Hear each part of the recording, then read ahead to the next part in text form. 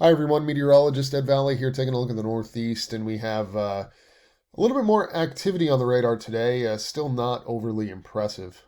We got a warm front moving in from the west, and you might look at the radar and you say, "Holy cow, we got some activity there," and you'd be right. But if you look at the station plots here, you'll notice not a lot of areas here are reporting precipitation. So what the heck's going on? Well, you see these green and red numbers. See how they're far apart? That indicates the temperature in red, dew point in green. So the dew point and temperature are far apart. That means the air is dry. And ultimately, that's leading to a lot of this precipitation either evaporating before it hits the ground, or it's in the form of sleet and snow, and the radar is picking up those bigger, fatter snowflakes up at cloud level, and they're appearing to be more heavy than they actually are. So a lot of this is not hitting the ground. And as it moves east, could some of it reach the ground? It could, but I'm not overly concerned about anything major. Okay.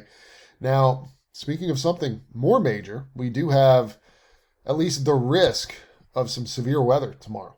And that is associated with an incoming cold front in this system that is moving in from the west. And the warm front comes in today, the cold front comes in tomorrow night, and the result will be along it some showers and thunderstorms.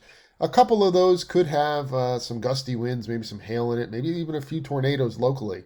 So we'll talk about that here right now. So here's the view Thursday afternoon. Not much happening east, but there's your thunderstorm risk. So let's back it up here. And you'll notice there's that warm front. Notice not much of it, if any, hitting the ground here today. Maybe as we get towards 8 o'clock or so, maybe a few sprinkles, flurries, or sleet pellets falling in parts of northern New York and Vermont.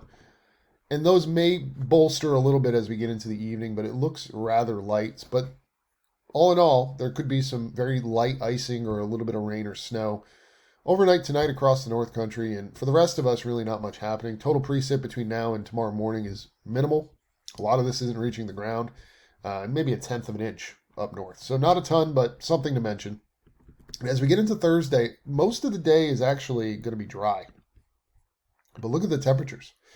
Initially, chilly. East of the Green Mountains, White Mountains, into Maine. But notice the warmth building to the south, and by afternoon, we're going to be pushing 70 in a lot of areas, okay? And that's going to be the catalyst for some of this instability and ultimately some of this thunderstorm activity or Thursday afternoon, Thursday evening. So you look at what we call CAPE. That is convective available potential energy. That's basically fuel for the thunderstorms. And you notice early in the day Thursday, our numbers are 1, 3, 17. That's low. That's under 60 that even registers on the map. You got to get up towards 500 to 1,000 to have any sort of legitimate opportunity for thunderstorms. And you look at what happens through the day on Thursday. There's your 500 to 1,000 showing up in Pennsylvania, parts of New Jersey and New York. And that's going to be where the risk for some of those stronger thunderstorms are. And at the same time, we also have some spin in the atmosphere. And that could lead to a few isolated tornadoes as well. Okay, so let's go through this and we'll talk about it. Most of the day, like I said, Thursday's dry, but late in the day, probably 4 or 5 o'clock in central PA, western New York, these storms fire up. And along the cold front, you'll see they develop into a line. Here's the look around 8 p.m. Again, some of these individual cells are worth noting that there could be some rotating thunderstorms there, but they should congeal into a line into the evening. This is 11 p.m., 2 a.m., and then by 4 a.m., they're pretty much just a few showers along the coast. But that cold front will roll through, and that will deliver much colder air for the day on Friday, but not before about a quarter to 3/4 of an inch of precipitation. Some areas slightly more or less than that, but that should generally do it. And by the time we get towards Friday morning, those springtime temperatures have been replaced rather quickly. You know, early in the morning along the coast, Friday, it'll be in the 50s, but by afternoon, we do recover back into the 50s, but we're not going to move much. So it's 30s and 40s inland, 50s along the coast for Friday. And during that time, we could have a couple rain or snow showers. Why is that? Good question. It's because we're dealing with this upper level low that's going to be moving in here for Friday. And what does that mean? Well, if you look at the upper level temperatures, you see there's this cold pool of air, right? And it's moving in.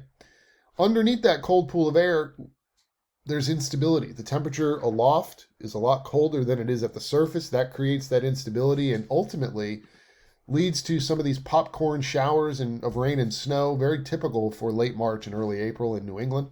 And that's what we're going to see here during the day on Friday. Okay. Now, as we look here at the European for Friday, there's your rain or snow showers. But then as that moves away, Saturday should be good. But another fast-moving system may bring a few additional rain or snow showers for Sunday and possibly Monday inland. And then maybe again here for Monday night into Tuesday. So a few opportunities here for moisture, but you notice the 3-day totals from Sunday to Tuesday, pretty darn minimal. A trace to a quarter of an inch generally. Okay. So just to reiterate one more time, we do have that storm system bringing a few rain or snow showers tonight. Better chance for storms here Thursday afternoon, Thursday night, and then a few rain or snow showers here for Friday and again for Sunday. So last thing for you, temperatures. It's chilly today, much warmer tomorrow, closing in on 70. Colder again for Friday, Saturday, and Sunday. And then early next week, only bringing it up a few degrees, a little chillier than normal, 40s and 50s north, 60s to the south. Have a good day, and we'll be back tomorrow with another video.